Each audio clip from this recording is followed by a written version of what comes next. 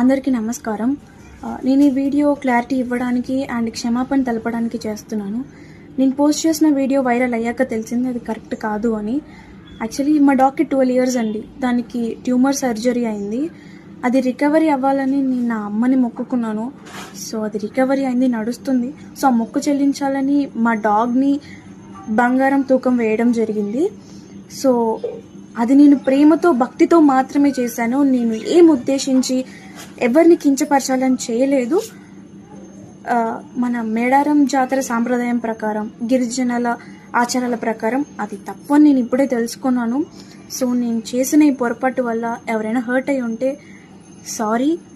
And ఇలాంటి పొరపాట్లు మళ్ళీ జరగవు. అలాంటి తప్పు మళ్ళీ చేయను. నేను మన సాంప్రదాయాన్ని ఎప్పుడు గౌరవిస్తూనే ఉంటాను. ఈ విషయాన్ని ఇక్కడితో ముగించాలని మిమ్మల్ని అందరినీ సిన్సియర్గా కోరుతున్నాను.